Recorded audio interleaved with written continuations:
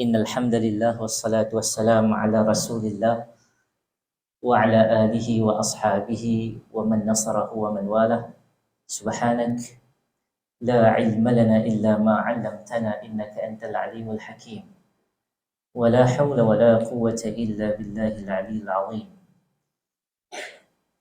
Allahumma ij'alil Qur'ana rabi'a qulubina wa nura sudurina wa dhahaba humumina وجلاء أحزاننا. اللهم علمنا منه ما جهلنا وذكرنا منه ما نسينا وارزقنا تلاوته آناء الليل وآناء النهار. اللهم اجعل القرآن حجة وشفاعة لنا يوم القيامة. Amin ya rabbal alamin. Terima kasih kepada Cik Izwan. Cik Izwan seterusnya pengurusi surau tak ada di hospital. Semoga Allah Ta'ala memberikan kesembuhan sepenuhnya.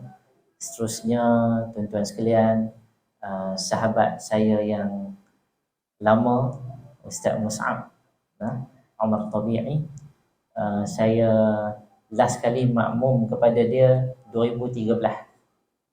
Yang ni 2022, maksud dia hampir 10 tahun. Baru dengar balik suara dia. Baik. Tuan-tuan sekalian, ibu-ibu, ayah-ayah, abang-abang, adik-adik, kakak-kakak yang dirahmati Allah Subhanahu wa taala sekalian. Alhamdulillah, summa alhamdulillah, Allah mengurniakan kepada kita kesempatan yang terbaik untuk kita duduk bersama-sama memperingati tentang baginda sallallahu alaihi wasallam. Kalau di Perlis, saya di Perlis tuan-tuan. Kalau saya cakap bunyi utara tak apa sikit. Di Perlis tak ada istilah Maulid Nabi ya. Menggunakan istilah terbaru zikra. Zikra. Apapun ia adalah memperingati tentang baginda sallallahu alaihi wasallam. Cumanya suka saya untuk menyatakan kenapa ada orang yang sambut Maulid dan ada yang tak sambut Maulid. Bukan isunya adalah bid'ah tak bid'ah, yang tu kita tolak tepi dulu. Tetapi isunya di antaranya ialah tarikh kelahiran Nabi sallallahu alaihi wasallam. Sebelum saya mula, saya nak tanya tuan-tuan, Nabi lahir berapa Rabiul Awal? 12. Baik. Ada pandangan yang pelbagai pada tarikh kelahiran Nabi sallallahu alaihi wasallam. Sebelum kita pergi kelahiran Nabi sallallahu alaihi wasallam, saya nak cerita kelahiran Tok Wan saya. Kenapa Tok Wan saya pula? Tuan-tuan, Tok Wan saya lahir pada tahun 1919. Saya tanya dia, Tok Wan lahir bila? Dia kata 1919. Bulan berapa? Dia ingat bulan berapa? Tarikh? Dia kata tak ingat. Tu saya tunjuk IC. Waktu tu guna IC lama noh. IC yang jenis laminate noh. Ada cop tangan noh, kan? Kiri kanan laminate. Tanya ni ada tarikh sekian-sekian. Saya dah lupa dah tarikh dia bila. Saya tanya lah, ni ada tarikh? Yang tu tarikh yang ada dekat IC. Tarikh yang betul dia, Tok Wan tak ingat.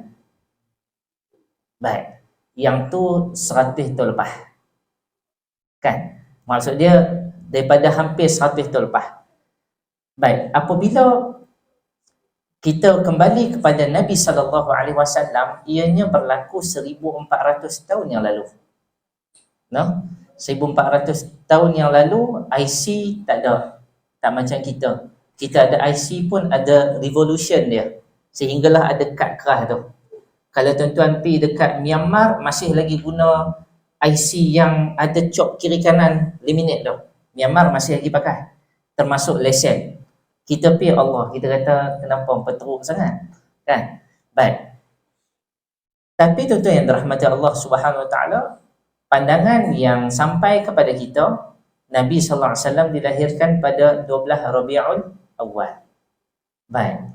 Ada pandangan yang menyebut Nabi dilahirkan 11. Ada pandangan Nabi dilahirkan 10. Dan ada pandangan yang kuat menyatakan Nabi sallallahu alaihi wasallam dilahirkan pada 19 Rabiul Awal. Baik. Tuan-tuan confirm ke Nabi lahir pada berapa belah bulan tu? Tuan-tuan tahu macam mana? Kita tahu melalui riwayat orang cerita ke kita. Kan? Maka Kalau kita melihat kepada hadis Nabi SAW, Nabi pernah ditanya oleh para sahabat, sebab apa ya Rasulullah engkau berpuasa pada hari Isnin? Kalau orang utara kata, kenapa puasa hari Senayan? Senayan tu Isnin lah. Kenapa puasa hari Isnin? Nabi kata apa? Yauma wulidtu fih. Aku berpuasa sebab aku dilahirkan pada hari itu. Hari apa tuan-tuan? Isnin. Confirm Nabi lahir hari Isnin. Satu. Yang kedua, confirm Nabi lahir pada tahun gajah. Ketika mana peristiwa gajah datang Nabi SAW, pada waktu tu Nabi ada tak lagi? Tak ada lagi. Kalau dalam tafsir Ibnu Kathir menyatakan umur Nabi SAW waktu tu dalam kandungan ibunya Aminah. Nabi tak lahir lagi, duduk dalam kandungan ibu dia Aminah, berusia 3 bulan kandungan. Waktu peristiwa tentera Abrahah Al-Ashraf datang untuk memusnahkan Kaabah, Nabi belum dilahirkan, masih dalam kandungan berusia 3 bulan. Cumanya yang confirm 1 tahun gajah besar. Spesifik hari Isnin, Rabiul Awal. Maka di antara pengarang kitab yang ramai orang rujuk adalah, kalau tuan-tuan tahu, rasanya tuan-tuan tahu, yang mengarang kitab The Seal Nectar, Ar-Rahiqul Makhtum. Nama dia Abdul Rahman Safiur Rahman Al-Mubarak Furi. Kalau tuan-tuan nak agak buku tu, minta kat Ustaz Mus'ab. Dia mesti ada ya. Semua ustaz mesti adanya. Dan kitab tersebut tidak dikarang oleh orang Arab.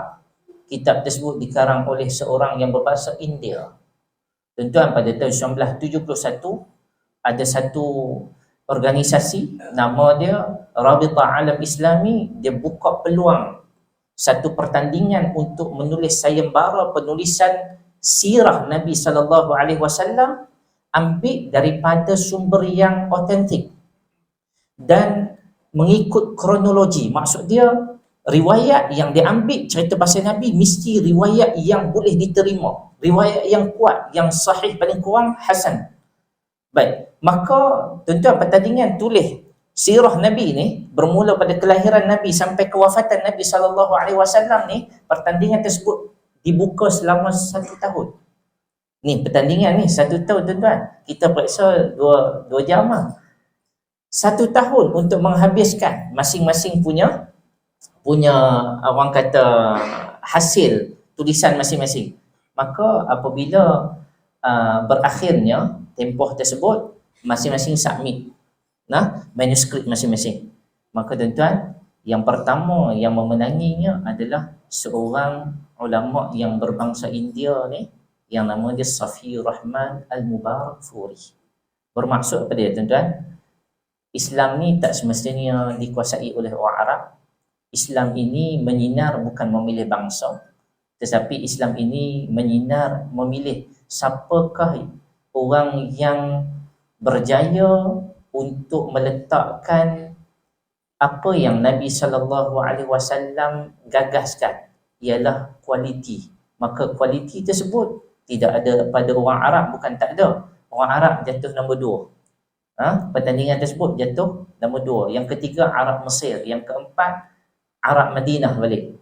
So yang menang ni adalah berbangsa India. Baik tuan-tuan yang dirahmati Allah Subhanahu Wa Taala, Safiur Rahman Al-Mubarak Furi, dia kata apabila kita melihat kepada tarikh kelahiran Nabi SAW daripada sudut ilmu falak, kan? Sudut ilmu falak, maka dia memilih hari kelahiran Nabi SAW secara tepatnya jatuh pada hari Isnin, Rabiul Awal tahun tersebut adalah pada hari Isnin 9 Rabiul Awal, bukan 12 Rabiul Awal. Pun begitu, ia adalah khilaf. Tak penting, bukan tak penting macam mana tuan-tuan. Kalau tuan-tuan kata 12 pun Nabi SAW tetap ada, 10 pun Nabi ada, 9 pun Nabi tetap membawa perkara yang dah Nabi bawa, yang tidak ada apa-apa perubahan, sekadar number sahaja, tak menambah dan mengurangkan keimanan tuan-tuan. Baik, tuan-tuan yang dirahmati Allah Subhanahu Wa Taala. So maksud dia apa dia? Sebab itu Bila dah saya duduk kat Perlis hampir setahun setengah ni, saya pun faham lah pasal apa hampa tak ada cuti maulid. Nah, maksud dia tak ada hari khusus cuti maulid tu pada 12, sebab mereka menyatakan tidak ada tarikh yang tepat yang boleh kita berpegang. Oh, kita kata okey, tak apa. Maksud dia ada pandangan dan itu stand mereka. Baik, tuan-tuan yang dirahmati Allah Subhanahu Wa Taala sekalian. Semua okey lagi kan baik. Bila kita cerita tentang kelahiran baginda sallallahu alaihi wasallam dan apa yang ada pada Nabi sallallahu alaihi wasallam, nak cerita pasal Nabi ni tak habis, sampai bila pun tak habis. Kitab yang cerita berkaitan dengan Nabi sallallahu alaihi wasallam sentiasa ada. Sentiasa ada. Maka kita melihat di antara orang yang memberikan, orang kata, impak yang besar dalam kehidupan manusia. Tuan-tuan tahu baru ni seorang ulama yang terkenal yang nama dia Profesor Dr. Yusuf bin Abdullah Al-Qaradawi.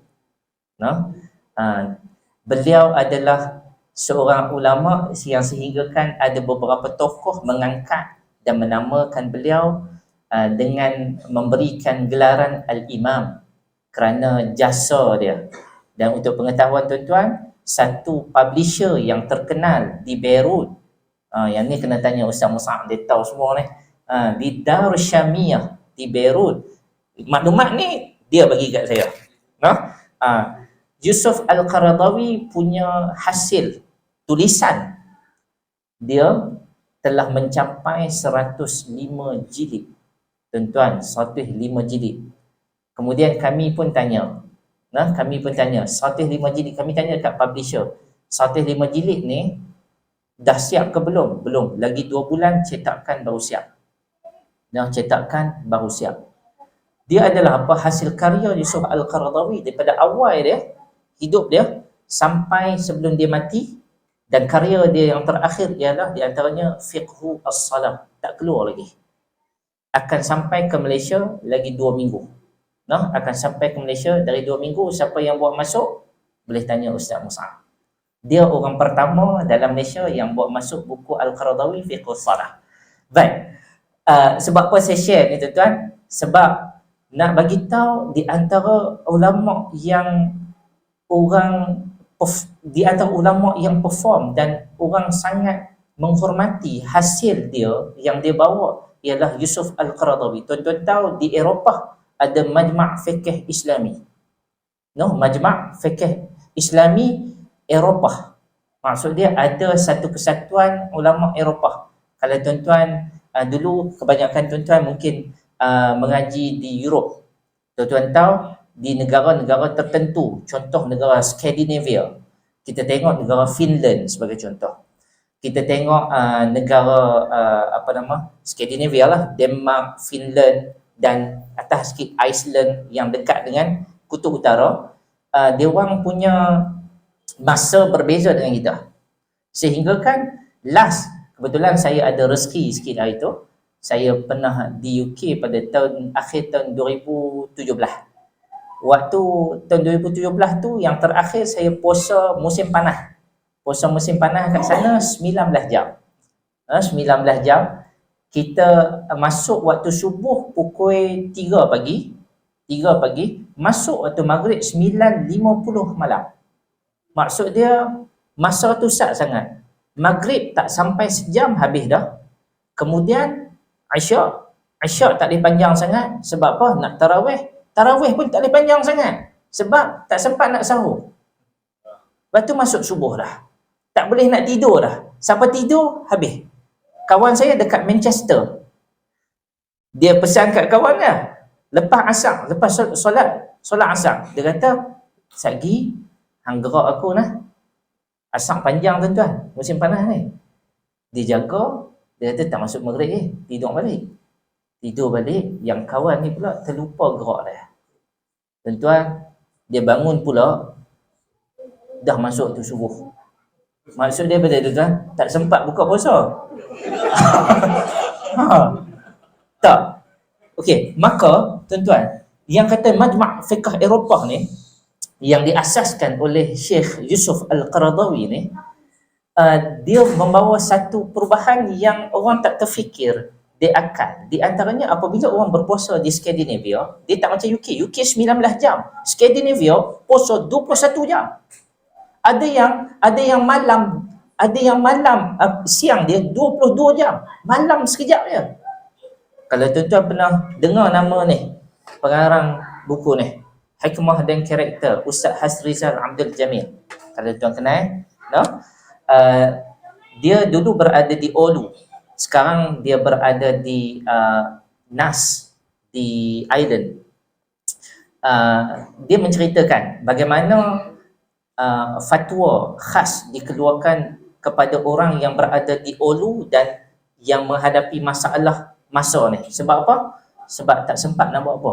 Puasa sampai 21 jam menyebabkan budak-budak tak mampu untuk puasa langsung. Orang tua puasa pun, orang yang sakit memang tak boleh puasa. Baik.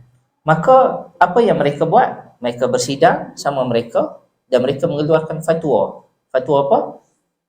Puasa ikut waktu Mekah. Tuan-tuan, ikut waktu Mekah ni lebih kurang Malaysia. Nah, lebih kurang Malaysia.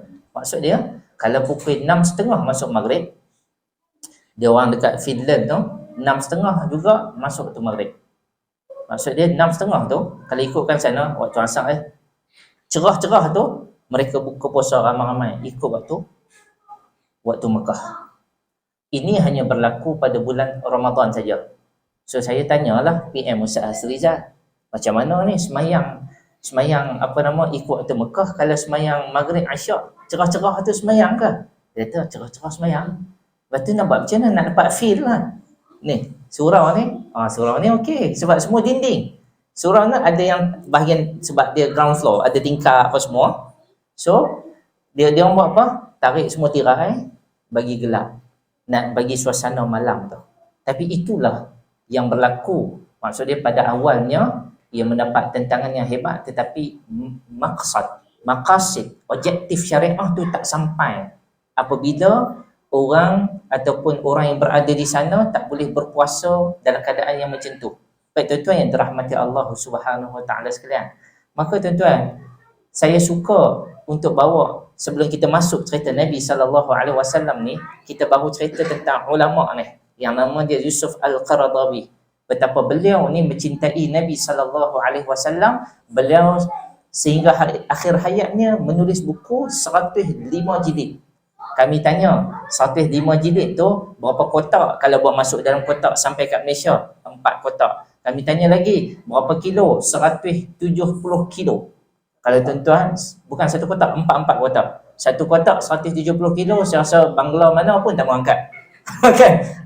Kalau 40 kilo tu boleh tahan. Kan? Baik. So 170 kilo itu hasil yang beliau tulis. Sehingga kan seorang ulama yang dah mati sebelumnya, yang meninggal pada tahun 1999 tak salah saya, yang bernama Syekh Abdul Fattah Abu Ghudah. Syekh Abdul Fattah Abu Ghudah ni seorang ulama daripada Syria.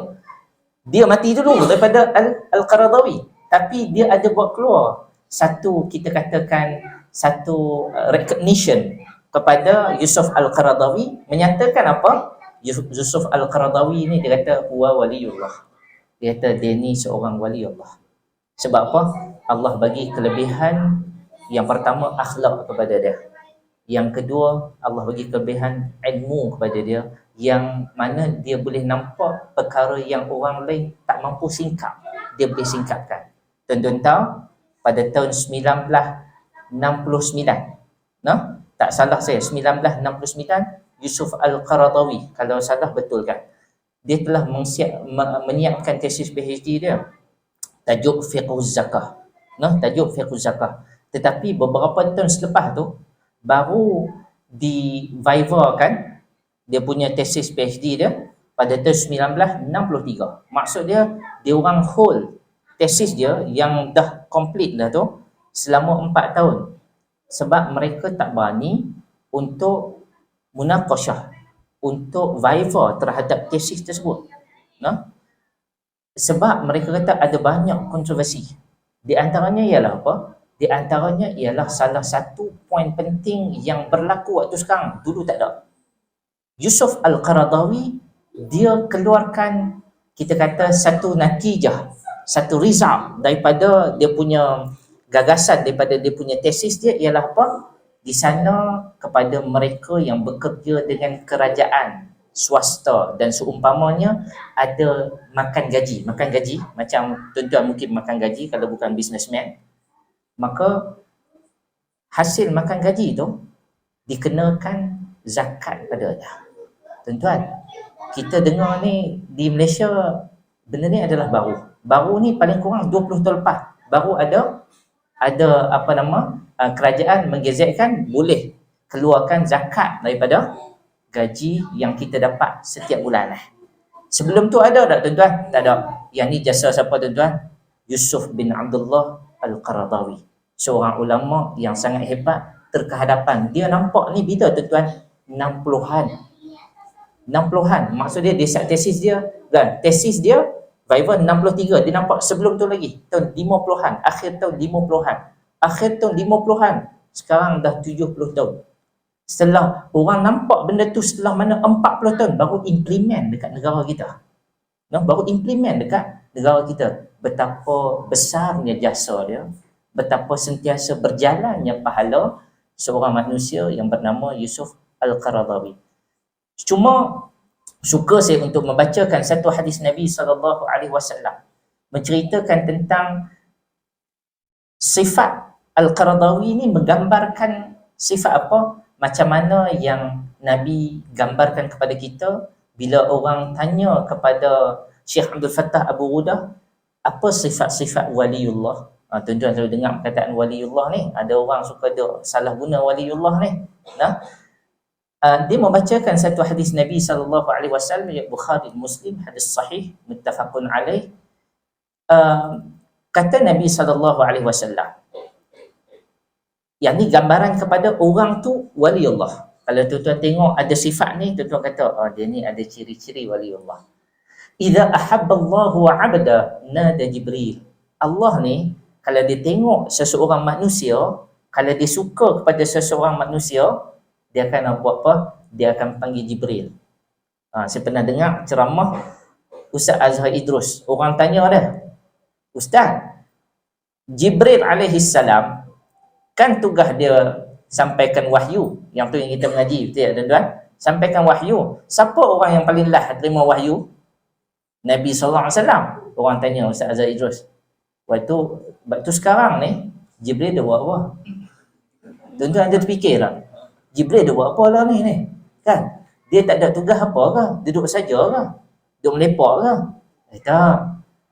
Jibril alaihi salam dia memegang tugas-tugas khas. Itu portfolio dah. Ini apa yang Nabi SAW sebut. Nabi kata, Iza ahabballah al-abda nada Jibril. Apabila Allah suka kepada seseorang hamba, Allah tengok atas muka bumi ni, Allah suka kat dia, Allah akan panggil Jibril alaihi salam. Allah Ta'ala kata, innallaha yuhibbu fulanan fa ahbibhu. Allah Ta'ala bagi tahu kepada Jibril, Jibril, hang tengok seorang hamba ni, aku suka dia. Aku nak bagi tahu, aku suka dia. Siapa yang bagi tahu ni? Allah bagi tahu ke Jibril, Jibril, aku suka si fulan bin si fulan. Maka kamu semua kena suka kat dia. Allah kata, kamu semua kena suka kat dia. Jibril dia inquiry, macam mana aku nak kena suka kat dia? Maka Jibril buat apa? Jibril tengok siapa hamba Allah yang Allah sangat suka kat dia ni. Maka dia tengok di atas muka bumi si fulan bin si fulan yang Allah suka kat dia, yang Allah perintahkan hang pun kena suka kat dia. Maka Jibril pergi tengok dia. Tengok macam mana rupa yang Allah Ta'ala suka sangat kat dia ni. Maka Jibril apabila tengok dia, fayuhibbuhu Jibril, automatik Jibril suka kat dia. Kita tertanya-tanya ni, pasal apa Jibril suka ni? Baik, tak cukup dengan tu, Jibril teruja, tengok ni Allah Ta'ala suka, lah ni aku tengok dia, aku pun suka kat dia. Jibril tak terhenti kat situ. Fayunadi Jibril ahlus sama. Jibril panggil semua kawan-kawan dia di langit, malaikat dekat langit, semua Jibril kumpulkan. Jibril kata apa? Allah suka kat dia. Suka dekat si fulan bin si fulan. Innallaha yuhibbu fulanan fa uhibbuh. Dia boleh kata apa? Hampa semua wajib juga kena suka kat dia. Tahu tak tuan-tuan? Apa yang berlaku? Ahlus sama semua mai jenguk. Siapa lelaki ni? Apabila jenguk lelaki ni, semua fayuhibbuhu ahlus sama. Semua ahli langit. Semua mencintai lelaki tersebut. Tanpa orang kata, tanpa ragu-ragu. Tak cukup dengan tu, apa jadi? Ahli sama ni buat apa? Thumma yudha'dahu al-qabul fil ard. Yang ni bukan tugas ahli sama. Ahli sama maksud dia malaikat dekat langit ni mencintai dia. Tak cukup dengan tu, Allah mencampakkan rasa cinta dan kasih orang yang berada di bumi ni kepada hamba Allah ni. Semua orang suka kat dia. Tuan-tuan, di antara orang yang orang suka kat dia, dia tu adalah tanda ciri-ciri waliullah. Nah, ciri-ciri waliullah. Maksud dia macam mana? Dia berakhlak seperti mana akhlak Nabi sallallahu alaihi wasallam. Dia bercakap seperti mana cakap Nabi sallallahu alaihi wasallam, bukan sekadar membawa nama, keturunan dan rupa paras seperti Nabi sallallahu alaihi wasallam. Sebab tu tuan-tuan yang dirahmati Allah, dalam kita mengenali baginda sallallahu alaihi wasallam, di antara kitab yang orang selalu baca, seorang yang selalu baca, di antaranya saya itu pernah sekali dengar, siapa nama Habib tu? Habib Zainal Abidin. Zainal Abidin dekat masjid Muaz kan. Asalnya mula kecil, makin lama makin besar, dia orang terpaksa cari tempat dan dapat masjid Muaz. Di antara yang saya ingat dulu, dia baca kitab Syama'il Muhammadiyah. Cerita tentang apa? Cerita tentang yang pertama, khuluqiyah, akhlak Nabi. Maka kita katakan apa? Kita katakan Yusuf Al-Qaradawi ni, sebab apa orang suka kat dia? Sebab akhlak dia. Sebab akhlak dia. Pertama kali seorang ulama daripada Pakistan, dia bekas ketua hakim ke masih ketua hakim? Taqi Uthmani. Bekas ketua hakim Pakistan. Dia seorang yang alim, tuan-tuan. Kalau tuan type je dekat Google, Taqi Uthmani. Dia di antara orang yang sangat teruja dengan Al-Qaradawi. Ketika mana first time dia berjumpa dengan Al-Qaradawi, dia tak kenal yang tu Al-Qaradawi. Dan Al-Qaradawi tak kenal dia. Mereka jumpa dekat mana? Mereka jumpa dekat satu hotel dekat Mekah. Sama-sama nak pergi umrah waktu tu. Syekh Taqi Uthmani, dia muda lagi waktu tu. Dia jumpa dengan Syekh Al-Qaradawi waktu tu seorang. Dia pun seorang dalam lift. Taqi Uthmani Pakistan. Tuan-tuan, Pakistan ni foreigner ke Arab? Foreigner. Tapi orang Malaysia kadang-kadang Pakistan pun dia nampak Arab kan. So pening juga orang Malaysia ni. Orang Malaysia dia gitu ya. Baik. So tuan-tuan yang dirahmati Allah, Arab ni dia ada satu sifat yang baik dan tak baik dia. Siapa yang duduk dekat tanah Arab dia tahu. Yang tak baik dia ialah apa? Dia rasa diri dia paling bagus sekali. Yang tu tak baik dia. Dia rasa diri dia paling bagus. Termasuk Arab yang muka tak Arab ni. Kawan saya ada tegur lah kawan saya seorang tu, UIA sekali. Dia orang Patani. Duduk dekat sana lama. So kita panggil muwallad kan. Dia orang panggil apa? Geng-geng Bangladesh yang duk apa nama cuci ni, dia orang panggil fa'ar. Saya bukan nak cerita keburukan ni. Maksud dia hakikatnya, realiti kita kena percaya. Mereka yang fa'ar. Fa'ar ni apa dia? Tikus. Oh tu geng-geng tikus. Terkejut saya. Oh hang panggil dia pun tikus. Dia kata kenapa panggil cerita? Memang hakikat mereka tikus. Mereka menikus di negara kami. Wah hang pun pergi negara orang kan. Nak yang tu orang kita yang muka macam kita tapi cakap Arab, duduk lama sana kan. Orang Arab ni dia ada dia punya perasaan begitu. Dan tentu yang dirahmati Allah, Taqi Uthmani pun dia merasakan macam tu. Kecuali selepas apabila dia berjumpa dengan Syekh Yusuf bin Abdullah Al-Qarawi dalam lift tu, selalunya kita yang tegur orang Arab ni. Tapi yang ni dia kata, Yusuf Al-Qarawi tak ambil masa lama, dia terus tegur aku. Dia pegang tangan aku, tegur aku, engkau daripada mana? Waktu tu Al-Qarawi dah ulama, hebat. Nama dia dah dikenali. Tapi waktu tu mungkin social media tak ada macam sekarang. Taqi Osmani tak kenal rupa dia macam mana. Kan? Lepas tu, dia pun tanya siapa nama, dia pun kata Taqi Osmani, siapa nama ayah hang. Rupanya ayah dia ulama yang besar juga. Dia pun apabila dia menyebut nama ayah dia, Yusuf Al-Qaradawi, kata apa? Aku telah membaca buku ayah engkau yang ni sekian. Aku suka penulisan ayah engkau. Ayah engkau telah membuatkan telah mengeluarkan satu fikrah yang sangat hebat, satu idea yang orang lain tak pernah terfikir. Idea dia sekian. Taqi Osmani terkejut. Dia kata, aku tak pernah baca buku ayah aku. Hang baca buku yang aku tak dan baca lagi. Yang menyebabkan, dia kata, aku terkesan dengan Al-Qaradawi bukan sebab yang baca tu. Yang pertama sebab apa? Sebab akhlak dia. Dia pegang tangan, dia tanya, engkau daripada mana? Aku dari Pakistan. Siapa nama ayah engkau? Engkau datang sini buat apa semua? Itu adalah akhlak, cerminan kepada bagaimana yang digagaskan oleh Nabi SAW. Sebab itu Abdul Fattah Abu Wadah, dia menyatakan apa? Sifat orang yang macam ni lah yang Allah suka kat dia, yang malaikat suka kat dia, yang Jibril suka kat dia, menyatakan para malaikat suka kat dia. Kemudian dicampakkan rasa cinta dan kasih ahlil ard, orang yang berada di bumi suka kat dia. Kita yang tak pernah jumpa dia pun kita rasa suka kat dia. Kita rasa satu kehilangan yang besar walaupun kita tak pernah jumpa dia, tetapi dia memberikan kesan yang begitu banyak kepada manusia. Baik tuan-tuan yang dirahmati Allah Subhanahu Wa Taala. Apabila Nabi SAW, Allah menyatakan dalam Al-Quran, laqad kana lakum fi Rasulillahi uswatun hasanah. Tuan-tuan dengar kan ayat Quran ni? Adalah pada diri, sesungguhnya pada diri sallallahu alaihi wasallam itu adalah uswah hasanah, adalah suri teladan yang terbaik. Liman kana yarjullah, bagi sesiapa yang mengharapkan Allah Subhanahu wa taala, liman kana yarjullah wal yawmal akhir, sesiapa yang mengharapkan hari akhirat, wa dzakarallaha katsira, dia akan berzikir, mengingati Allah Subhanahu wa taala dengan banyaknya. Maka tuan-tuan yang dirahmati Allah Subhanahu wa taala sekalian, apa yang tuan-tuan dapat pada Nabi? Tuan-tuan ayat Quran yang kita dah baca, Nabi adalah suri teladan yang terbaik ni. Terbaik dekat mana tuan-tuan? Nabi hidup kaya ke? Tak. Nabi ni pernah diriwayatkan dalam Al-Bukhari cerita tentang Nabi ni hidup susah. Tapi kita nak tiru macam mana Nabi ni? Tuan-tuan semua ingat apabila berlaku 1 tahun tu musim kemarau, Nabi SAW tak ada simpanan makanan, tak ada simpanan makanan, melainkan ada apa?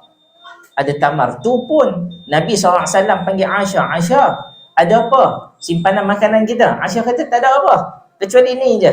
Apa dia tuan-tuan? Tamar, sebiji tamar. Nabi kata apa? Kita potong dua, hang setengah, aku setengah. Kalaulah kita baca hadis tu tuan-tuan, kita tanya orang dekat sini apa yang terbaik tuan-tuan nak pergi jawab macam mana tuan-tuan? Sifat yang Nabi SAW ajar kepada Aisyah, kepada kita adalah bersifat qanaah, iaitu kita bersyukur dengan apa yang ada. Tuan-tuan, saya rasa yang ni surau yang paling seronok saya main. Ada wainscoting kan, Kapet ni orang kata pijak tenggelam kan. Di tempat baru saya tak ada surau, tapi sebelah tu masjid. Alhamdulillah. Saya pun kata tak perlulah kita nak berjuang buat surau, tak kira orang tak pergi masjid kan. Baik tuan-tuan yang dirahmati Allah Subhanahu Wa Taala sekalian, maka Nabi SAW, kalau kita tengoklah, ada ketika mana sahabat-sahabat dia suka compare. Dalam satu hadis riwayat At-Tirmidzi, Imam At-Tirmidzi menceritakan bagaimana, begitu juga dalam Ibn Majah, menceritakan bagaimana sahabat-sahabat ni bila Nabi duk cerita kan, bila Nabi duk baca Quran, tentu dalam Quran ni ada qasasul Quran, ada kisah para Nabi. Baik, dalam Quran ada berapa orang Nabi yang disebut dalam Quran tuan-tuan? 25. Betul ya tu, 25. Takut tuan-tuan ada tambah ke kurang ke. Dan Nabi SAW cerita kepada para sahabat dan para sahabat dapat input, maka para sahabat sesama mereka cerita. Satu hari Nabi SAW duduk kat rumah Aisyah. Rumah Aisyah kat mana tuan-tuan? Sebelah masjid. Sahabat-sahabat ni duduk sembang kat masjid ni. Waktu tu dah nak masuk waktu solat, tapi tak pasti solat waktu apa. Sahabat-sahabat ni duduk cerita. Saya ringkaskan. Dalam hadis sebut sahabat cerita kata apa? Nabi Adam AS adalah Nabi yang digelar sebagai istafahullah. Maksudnya Allah Subhanahu Taala memilih Nabi Adam sebagai manusia yang pertama yang dijadikan daripada turab, daripada tanah. Dia adalah Nabi yang pertama, digelar sebagai Al-Mustafa. Baik. Kemudian cerita mereka, Nabi dengar mereka bercerita tentang yang kedua ialah Abul Anbiya. Cerita Nabi Ibrahim AS, cerita kelebihan Nabi Ibrahim. Dan mereka kata apa? Nabi Ibrahim digelar dengan gelaran Khalilullah. Kemudian Nabi Musa AS, cerita Nabi Musa kena ujian daripada kecil. Dalam Quran cerita daripada buayan lagi, diletakkan dalam tabut, kemudian diletak dalam sungai Nil. Kemudian Nabi Musa AS boleh bercakap direct dengan Allah Subhanahu Wa Taala. Allah kata wa kallamallahu Musa taklima. Maka digelar Nabi Musa AS Kalimullah. Kemudian mereka cerita tentang Nabi Isa AS. Cerita tentang Nabi Isa AS. Maka bila cerita kelebihan Nabi Isa apa semua ni, Nabi Isa digelar dengan gelaran Ruhullah. Sebab Nabi Isa AS dilahirkan tanpa benih daripada seorang lelaki. Allah Ta'ala tiupkan ruh direct ke dalam rahim ibunya, rahim Maryam. Maka digelar sebagai Ruhullah. Mereka pun tanya sama-sama mereka, Nabi kita gelaran apa? Baik, tuan-tuan yang dirahmati Allah Subhanahu Wa Taala, apabila Nabi dengar dah, Nabi pun keluar. Nabi keluar ni bukan nak melawan. Nabi cuma nak bagi tahu, kata Nabi pun ada gelaran. Nabi kata apa dia? Wa ana Habibullah. Dan aku adalah digelar dengan gelaran Habibullah. Dan Nabi SAW dalam satu hadis yang lain, Ibn Majah, Nabi kata apa? Ana sayyidu wulida Adam wala fakhra. Aku ni adalah ketua kepada semua anak Adam. Kalau kata Nabi Adam itu adalah Nabi yang pertama, kalau kata Nabi Ibrahim itu adalah bapa segala Nabi, tapi aku nak bagi tahu, aku adalah ketua kepada semua anak Adam. Kemudian Nabi kata apa? Wala fakhra. Dan aku tidak berbangga dengan kelebihan yang Allah Ta'ala bagi kepada aku. Wa ana awwalu man inshaqqal ard anhu yawmal qiyamah. Baik tuan-tuan, Nabi beritahu apa? Nanti kita ni, di hari akhirat nanti, kita semua, lah ni ada lagi syurga neraka tuan-tuan. Lah ni, Nabi SAW ada kat syurga ke? Ada dekat mana sekarang ni? Soalan ni simple je tuan-tuan. Saya tanya sekali lagi Nabi sekarang ni ada kat mana? Alam mana? Alam mana? Alam kubur ke syurga? Alam kubur. Sekali tuan-tuan kata kat syurga, tak. Kita boleh dibangkitkan lagi. Kita boleh dibangkitkan lagi. Maka Nabi SAW, Allah Ta'ala kata apa? Nabi kata apa? Wa ana awwalu man tushaqqal ardh anhu yawmal qiyamah. Aku manusia yang pertama sekali akan dibangkitkan di hari kiamat. Baik. Wala fakhrah. Nabi kata apa? Aku tak berbangga dengan kelebihan yang Allah Ta'ala bagi kepada aku. Dan Nabi SAW bagi tahu yang ni memberikan satu gambaran dan keistimewaan kepada kita. Nabi kata, wa ana awwalu syafi' wa awwalu musyaffa' fi. Dan aku orang yang pertama diizinkan oleh Allah untuk memberikan syafaat, memberikan pertolongan. Wa musyaffa' fi wa awwalu musyaffa'. Dan orang yang pertama yang diterima syafaat dia oleh Allah. Nabi yang lain ni duk beratur lama ni tuan-tuan, tapi tengok-tengok Nabi SAW yang boleh bagi syafaat dulu. Soalan saya selalu tanya soalan, tapi semua tempat saya tanya soalan selalu saya jawab balik lah. Baik tuan-tuan, adil ke tak adil? Nabi Rasul yang terakhir, Nabi Adam berpuluh ribu tahun dah awal daripada Nabi SAW. Tunggu yang dibangkitkan dulu Nabi Adam. Nabi SAW. Tak apa lagi. Tak cukup dengan tu. Syafaat yang pertama dulu, siapa tuan-tuan? Nabi dulu. Kenapa tak Nabi Adam dulu? Kan Nabi Adam queue dulu tuan-tuan. Kalau kita pergi kat supermarket apa kat sini? Paling dekat Hero kan? Kalau tuan-tuan pergi kat Hero hypermarket, tuan-tuan beratur kat depan sekali tiba-tiba orang yang ke-25 belakang tu masuk. Saya bayar dulu. Tuan-tuan rasa macam mana? Bengang kan? Bengang. Waktu tu tak ada dah sunnah-sunnah Nabi habis dah.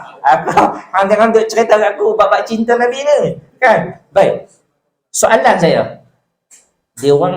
Mereka para Nabi tunggu lama tak tuan-tuan? Lama kan? Tapi macam mana kes ni? Macam mana Nabi ni tiba-tiba potong queue? Adil ke tak adil tuan-tuan? Tuan-tuan berani nak jawab tak? Baik. Ayat Quran bagi tahu kepada kita.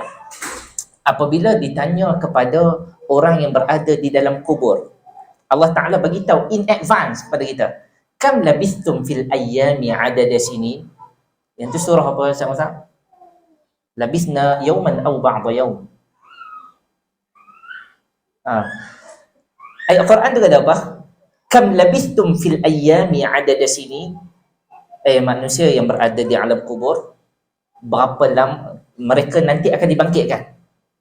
Berapa lama kamu berada di alam kubur? Kam labistum, berapa lama hampa duduk dalam alam kubur? Ada di sini berapa puluh tahun, berapa lama, berapa ribu tahun? Apa jawab mereka dalam alam kubur ni? Labisna yawman aw ba'da yawm. Kami ni duk tunggu lebih kurang sehari ataupun setengah hari je. Apa yang tuan-tuan faham?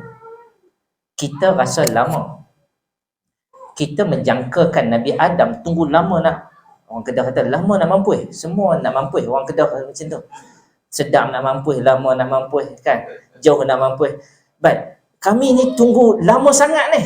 Kan kalau kita kata Nabi Adam ni tunggu lama sangat ni. Tapi tak. Allah Ta'ala cerita labisna yawman aw ba'da yawm. Kami ni tunggu sehari ataupun setengah hari je. Yang tu mereka sendiri yang menjawab, Allah sendiri yang menceritakan.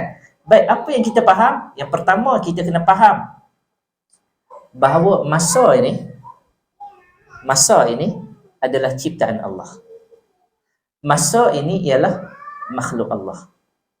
Apabila kita baca Al-Quran, Allah sebut huwal awwalu wal akhir. Allah bukan yang pertama, bukan yang terakhir. Salah terjemahan tu. Terjemahan mudahnya ialah apa? Allah tidak ada pengawalan baginya dan tidak ada pengakhiran baginya. Tidak ada producing date, tidak ada expiring date. Tak ada. Expired tak ada, produce date tak ada. Kita ada. Nabi SAW ada. IC kita bagi tahu kita bila kita lahir. Kan, cuma kita tak tahu lagi je bila kita mati. Bila kita mati. Maksud dia apa dia?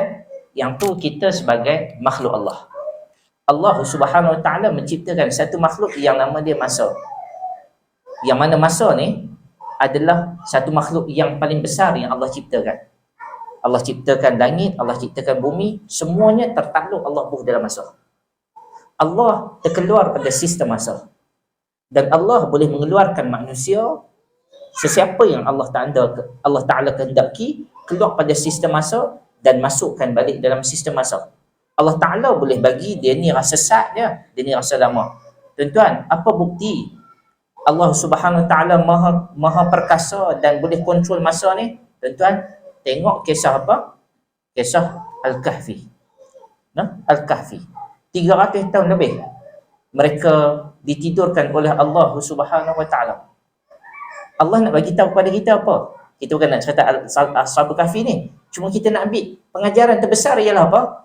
Allah Ta'ala boleh mematikan manusia. Sebenarnya Allah Ta'ala mematikan mereka 300 tahun. Dan Allah Ta'ala mampu balik untuk menghidupkan kembali mereka dalam selepas pada 300 tahun. Allah Ta'ala nak bagi hint kepada kita apa dia? Nak bagi hint kepada kita, wahai manusia, wahai umat Nabi Muhammad sallallahu alaihi wasallam, hampa tak percaya ke di sana ada hari kebangkitan? Hampa tak percaya ke di sana ada hari kiamat? Hampa tak percaya ke ada manusia yang apabila dia mati kemudian dia akan dibangkitkan semula? Contoh yang paling simple yang Allah Subhanahu Wa Taala bagi ialah apa? Al-Kahfi. Ashabul Kahfi 300 tahun mustahil. Tiba-tiba hidup balik. Kan? Baik, tuan-tuan yang dirahmati Allah Subhanahu Wa Taala sekalian. Kita ada masa berapa lama ni? Kena bagi tahu siap-siap lah. Setengah jam lagi. Okey, baik. Kalau macam tu saya berhenti lepas 15 minit, kita buka Q&A. Gitu lah. Baik. Saya tahu ada yang nak tengok bola lah malam ni. Ada bola ke? Oh, ada. Ada. Baik. Tuan-tuan yang dirahmati Allah Subhanahu Wa Taala sekalian. Baik. Saya mulakan tadi tuan-tuan dengan doa daripada Nabi sallallahu alaihi wasallam. Nah, doa ni selalu dibacakan oleh guru kami di Jordan dulu, oleh Syekh Salah Abdul Fattah Al-Khalidi. Ustaz Mus'ab pun mesti ingatnya. Yang saya buat mukadimah tadi, mukadimah tu tadi adalah mukadimah yang disukai oleh guru kami. Dia kata, Allahumma ja'alil Qur'ana rabi'a qulubina. Ya Allah, jadikan Al-Quran ni sebagai satu, saya terjemahkan sebagai taman hati kami. So tuan-tuan yang dirahmati Allah, kalau kita betul-betul sayang Nabi SAW, kita kena tahu benda yang paling besar yang berlaku kepada Nabi SAW, mukjizat yang terbesar, tidak ada lain dan tidak ada bukan. Ijma' menyatakan yang terbesar Al-Quran. Quran, tak ada yang lain. Itu adalah yang terbesar, dan yang terbesar itulah yang Allah Subhanahu Wa Taala kekalkan sampai hari kiamat. Allah Taala kata apa? Inna nahnu nazzalna dzikra wa inna lahu lahafizun. Baik, Allah Taala kata lahafizun. Kami turunkan Al-Quran, kami jaga dia sampai bila-bila. Selagi mana ada dunia ni, Quran tetap ada. Quran tidak boleh diseleweng. Yang lain boleh diseleweng. Maksudnya apa dia tuan-tuan? Mukjizat yang terbesar Al-Quranul Karim, tuan-tuan, jadikan sebagai taman kepada hati kita.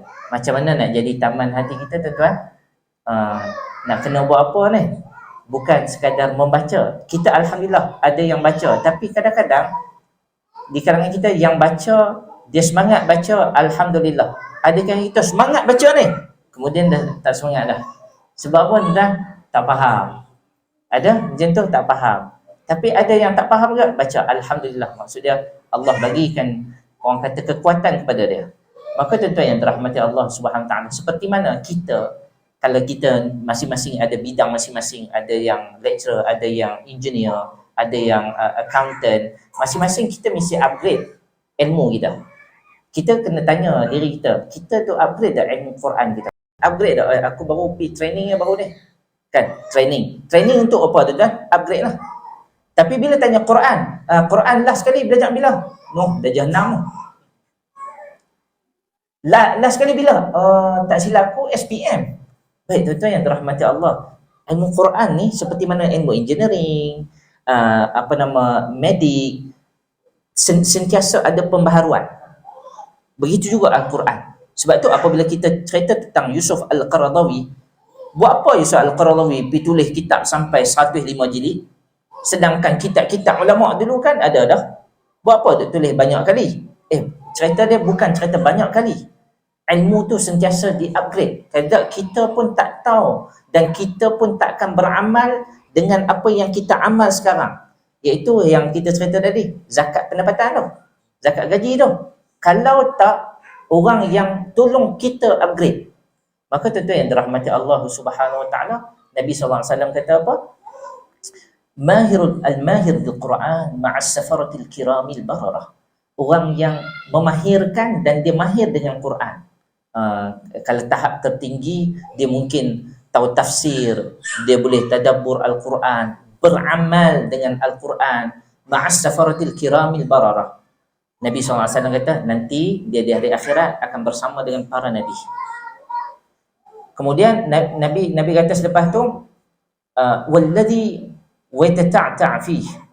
Kemudian Nabi kata, dan orang yang satu lagi, Nabi bagi perumpamaan orang yang watata'ta'. Ta' ni orang Kedah senang nak terjemah. Ta' ni nak habis tergetak-getak. Maksud dia Nak habis ayat tu tuan-tuan, susah. Kan, susah. Nak habis satu ayat ni, Allah, orang kata peluh ni bercerah. Payah. Wa alaihi syaqqun. Wa syaqqun alaih. Apabila dia nak habis satu ayat tu, Allah, susah sangat. Falahu ajran. Nabi kata apa? Pada dia ada 2 pahala. Satu pahala baca tu, satu pahala dia susah untuk menghabiskan. Maksud dia, Allah Ta'ala takkan sia-siakan segala usaha kita untuk upgrade diri kita. Allahumma ja'alil Qur'ana rabi'a qulubina wa nura sudurina. Ya Allah, berikanlah cahaya ke dalam hati kami dengan cahaya Al-Quran.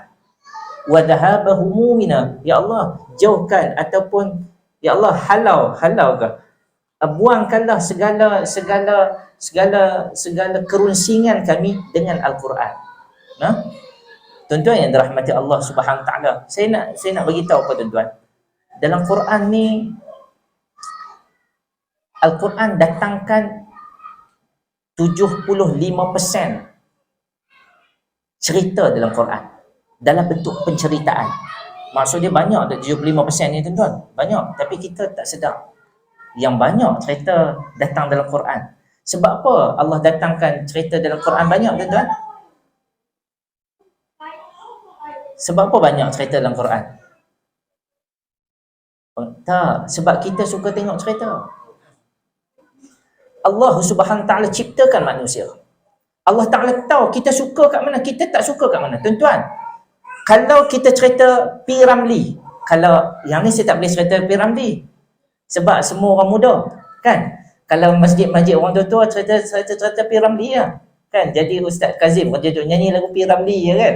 Baik, tuan-tuan yang dirahmati Allah, kalau tuan-tuan perasan, cerita P. Ramlee berbeza dengan dokumentari tentang P. Ramlee. Contoh dia, tuan-tuan tengok, okey, hari ni kita tengok dokumentari cerita P. Ramlee ya. Tuan-tuan nak tengok tak? Tak minat.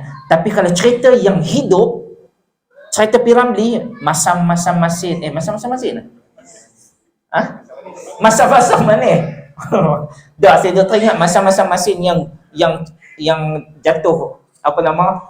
Yang jatuh garam semungkus tu. Yang tu cerita lain pula lah. Baik. Kita boleh compare. Apabila cerita tentang dia, dia sebenarnya tak best. Tapi apabila Allah mendatangkan cerita, kita berada dalam kasut para Nabi tu, bila cerita tentang, sebagai contoh, apabila Allah Subhanahu Ta'ala pada tahun ke-10 kenabian Nabi, pada tahun ke-10 kenabian Nabi, Nabi ditimpa di antaranya 4 kejadian yang menyebabkan Nabi sangat-sangat sedih. Yang pertama, kematian Khadijah binti Khuwailid, isteri Nabi. The first backbone Nabi. The second backbone Nabi adalah bapa saudara Nabi, Abu Talib bin Abdul Muttalib. Dua-dua mati waktu bila? Waktu tahun ke-10 Nabi. Nabi umur berapa tuan-tuan? 50 tahun waktu tu. Kemudian tak cukup dengan tu, Nabi lepas tu, Nabi pada tahun ke-10 tu tak ada seorang pun masuk Islam. Nabi rasa sangat duka cita. Nabi kata apa? Tak apa, kita try pergi kat Taif. Jalan kaki. Tuan-tuan pernah pergi kat Taif kan? Naik bah. 90 km. Tuan-tuan pergi beli minyak wangi. Kan? Nabi bukan pergi beli minyak wangi tuan-tuan. Nabi dapat apa? Dapat batu. Orang baling batu.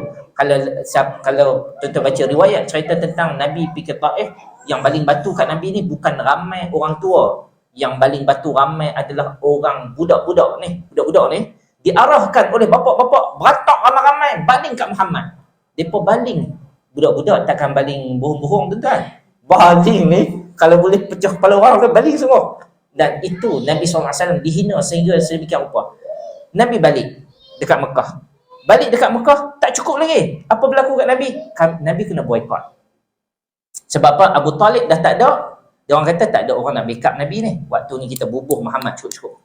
Nabi kena boykot. Sehingga kan ada hamba Allah yang nama dia Adi. Apa nama? Saya tak ingat nama Adi ni. Dia orang bukan Islam tapi dia membela Nabi akhirnya. Cuma nak cerita pada tahun tersebut Nabi sangat sedih yang last sekali Nabi kena boykot. Allah Ta'ala turunkan kisah Nabi Yusuf alaihi salam. Tuan-tuan, juzuk yang ke-12 Surah yang ke-12 dalam Al-Quran, surah Yusuf, Allah Ta'ala kata, nahnu naqussu 'alaika ahsanal qasasi bima awhayna ilaika hadzal Qur'an wa in kunta min qablihi laminal ghafilin. Allah cerita kepada Nabi, aku nak cerita kat hang ni. Yang ni cerita yang paling best. Nampak tak Allah Ta'ala pujuk Nabi dengan apa? Cerita. Tapi kita kena faham lah, maksud dia Allah pujuk Nabi dengan cerita. Kita pun kadang-kadang kita pujuk kita pujuk diri kita dengan cerita orang tua kita yang susah dulu. Kita siapa yang pergi training dia akan cerita saya dulu susah, kita terinspirasi. Yang tu semua cerita. Dan cerita yang terbaik yang Allah Ta'ala kata apa? Yang ni, cerita dalam Quran yang nama dia surah Yusuf, yang menceritakan tentang Nabi Yusuf. Tuan-tuan, Nabi Yusuf kena apa? Kena boykot. Siapa yang boykot dia? Abang-abang dia. Kalau kita baca surah Yusuf yang keempat, ya abati inni ra'aitu ahla 'ashara kawkaban wasyamsa wal qamara ra'aituhum lisajidin. Cerita tentang dia tengok dalam mimpi tu ada 11 bintang, 1 matahari, 1 bulan. 11 bintang tu abang-abang dia dan adik dia. Mereka akhirnya sujud pada dia. Cerita surah Yusuf ni bukan cerita tentang dakwah secara besar-besaran, the massive dakwah, tak ada. Surah Yusuf cerita tentang dakwah kekeluargaan. Dia tak pergi jauh. Dakwah kekeluargaan. Cerita utama cerita apa? Bagaimana Nabi Yusuf, Nabi Yaqub berkomunikasi dengan abang-abang dan adik-adik dia. Dakwah kepada keluarga terdekat. Yang ni surah Yusuf. Kalau kita boleh tadabbur surah Yusuf ni tuan-tuan, seronok. Sebab apa? Surah ni surah yang dekat. Dan ianya menjadi tamparan hebat kepada Nabi SAW. Sebab apa? Yusuf diboykot. Kalau tuan tengok ni, Yusuf diboykot, dibuang dalam perigi buta. Kemudian ditelanjangkan. Ayat Quran cerita, ditelanjangkan. Bukanlah nanti, tak tahulah bila. Kan? Nanti tuan-tuan cari sendiri. Ditelanjangkan, kemudian dijual. Diambil oleh orang yang berjalan. Orang yang berdagang, dijual di mana? Dijual di Mesir sebagai seorang hamba. Jadi hamba pula dah. Kemudian tak cukup dengan tu, terpalit dengan skandal dengan Zulaikha. Kemudian dipenjarakan, dikambing hitamkan oleh Datin Seri Zulaikha. Dikambing hitamkan. Duduk dalam penjara belasan tahun. Akhirnya keluar. Cuma nak cerita apa? Allah Ta'ala turunkan kisah ni kepada Nabi SAW. Kata seorang ulama tafsir, Syekh Muhammad Mutawalli Sya'rawi, dia kata apa? Ini untuk menampar Nabi SAW. Sebab apa? Nabi seolah-olah Allah nak bagi tahu, Muhammad, hang kena boykot, umur hang waktu ni 50 tahun. Ingat, seorang hamba Allah lagi yang nama dia Yusuf. Yusuf kena boykot, umur dia waktu tu 10 tahun. Yusuf kena boykot dengan abang-abang dia 10 tahun. Yusuf kena jual 10 tahun. Yusuf jadi hamba 10 tahun. Tapi Yusuf boleh. Takkan hang tak boleh. Kisah Yusuf adalah kisah, surah ni cerita tentang 3 mimpi. Mimpi yang akhirnya menjadi kenyataan. Orang putih kata apa? Dream comes true. Yang ni cerita tentang Yusuf AS. So, kalau tuan-tuan nak panggil siapa-siapa ustaz lepas ni untuk tadabbur, mulakan dengan surah yang cantik, surah Yusuf. Sebab dia cerita tentang seorang Nabi, satu keluarga, dia tak pergi kepada Nabi yang lain, fokus. Cerita Nabi Yusuf, satu-satunya surah 111 ayat, juzuk yang ke-12. Pada surah yang ke-12 diturunkan surah ni, surah yang ke-53 kepada Nabi SAW. Ketika mana Nabi sedih kena boykot, tiba-tiba Allah turunkan surah ni. Hang nak sedih apa? Kan? Yusuf kena boykot pada 10 tahun, takkan nak kalah dengan Yusuf? Seolah-olah begitu. Sebab itu, kalau kita mendalami betul-betul, maka Allah Subhanahu Taala akan memberikan kecintaan untuk kita terus membaca dan menggerudi cerita, menggerudi, no? Saya main ayat main mana tahu, menggerudi, menggali, nak kata menggali cerita tentang Nabi SAW dan kisah terdahulu. Baik tuan-tuan yang dirahmati Allah Subhanahu Wa Taala, nak cerita ni banyak kan, cerita tak habis. Nah, cerita tak habis. Tuan-tuan pun dah nak tengok bola lah apalah kan. Maka kita habiskan sikit lagi. Nabi SAW kata, wa dhahaba humina wa jala ahzanina, menghilangkan segala kesedihan kami guna Al-Quran. Allah mazukna tilawatahu ana wa 'allimna bima jahilni. Ya Allah, berikan ilmu kepada kami apa yang kami tak tahu selama ni. Kemudian kita minta apa? Warzuqna tilawatahu ana al-lail wa ana an-nahar. Ya Allah, rezekikan kepada kami untuk kami baca Quran. Tuan-tuan, baca Quran ni rezeki lah tuan-tuan. Tuan-tuan, rezeki ni tuan-tuan yang atur, betul? Tapi Allah Maha mengatur. Tapi tuan-tuan yang cuba tak. Okey, aku nak cuba dapatkan tender ni. Aku nak cuba buat projek ni. Aku nak grab ni. Maksud dia, tuan-tuan cuba untuk atur sekadar yang tuan-tuan mampu untuk apa? Rezeki kepada kita. Dan di antara rezeki yang paling besar dalam kehidupan kita yang Nabi SAW beritahu ialah apa? Kita boleh atur masa kita baca Quran. Tuan-tuan, jangan masa yang atur kita baca Quran. Kalau masa atur kita baca Quran, tuan-tuan akan kata apa? Aku tak dan lah baca Quran. Sebab apa tuan-tuan? Tak bubuh dalam ni. Baca ni bila? Yasin lah, malam Jumaat. Baca bila? Baca tu pun baca Fatihah dalam solat tu. Kan? So tak, kita minta satu waktu khusus. Allah marzuqna tilawatahu ana al-lail wa ana anha.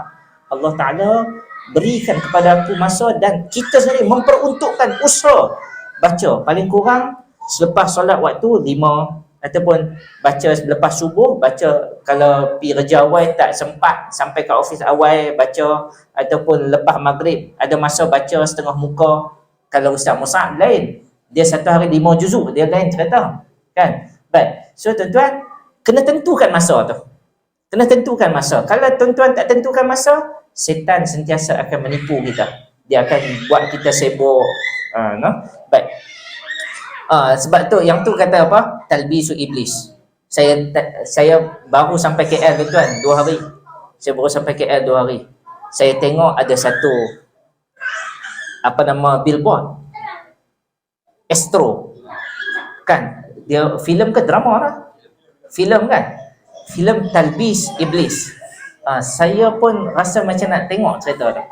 Sebab rasa siapa yang tipu kita ni? Iblis tipu kita ke iblis tipu dia sekali yang kita kena tipu? Kita pun nak tahu cerita tu macam mana. But Nabi kata Allah marzuqna tilawatahu ana al-lail wa ana an-nahar. Malam siang ada masa baca Quran peruntukan. Sebab apa? Last sekali dia akan menjadi apa? Allahumma ja'al Quran syafa'atan lana. Kan? Allah jadikan kami Al-Quran ni sebagai syafaat kepada kami di hari akhirat nanti. Kita bukan nak syafaat kepada Nabi semata-mata sahaja, tetapi benda yang paling besar yang Nabi SAW bawa ialah apa? Syafaat Al-Quranul Karim. No? Maka kita cari masa. Bukan kata kalau ada masa tak. Cari masa, peruntukkan masa untuk kita sama-sama tadabbur, memahami, melihat isi-isi penting dalam Al-Quran supaya ia memberikan reflect yang baik kepada kehidupan kita. Saya rasa sekadar tu dulu. Aku qali hadha wa astaghfirullahal azim li wa lakum wa barakallahu fikum. Assalamualaikum warahmatullahi wabarakatuh. Serah pada Cik Izwan.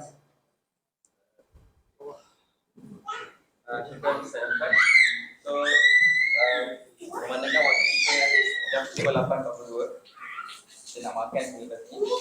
Saya majlis bukakan satu soalan daripada saudara-saudara dari untuk bertanyakan dengan Ustaz Suhaib. Kalau tanya satu soalan. Ya. Saya nak tanya sikit. Dua. Waktu Isra' Mi'raj,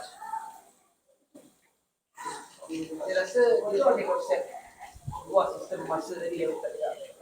Tapi adakah keseluruhan manusia dihentikan ataupun masa Rasulullah yang dilajatkan? Sebab kalau ikut rajakan dia tak sampai Mekah seperti makin sedang ke langit pada malam.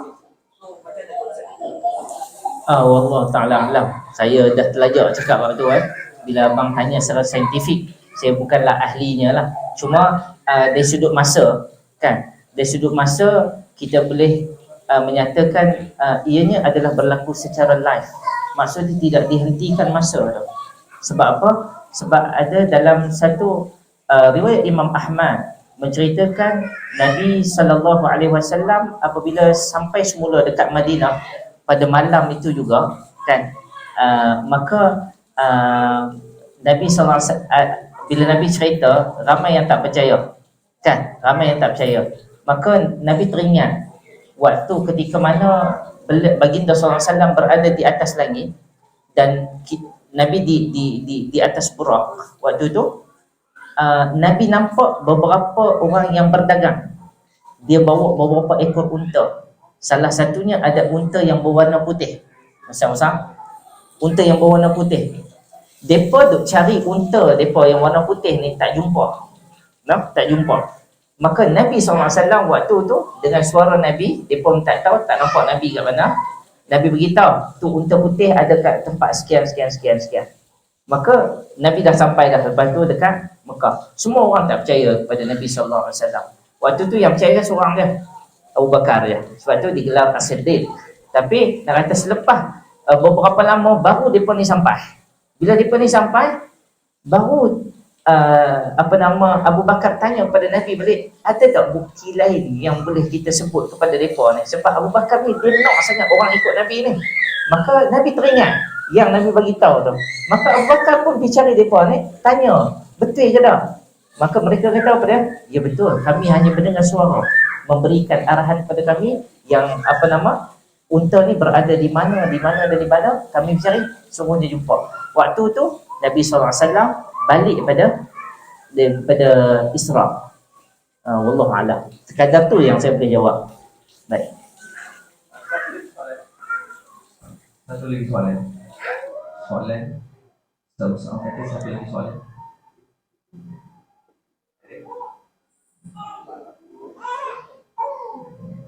Ada saud musliman? Ada soalan? Ada? Okey, untuk itu syukran Ustaz Puan di atas perkongsian pada malam ini. Jadi mungkin kita akan ada a series of ceramah lagi. Mungkin AJP Surau akan membuat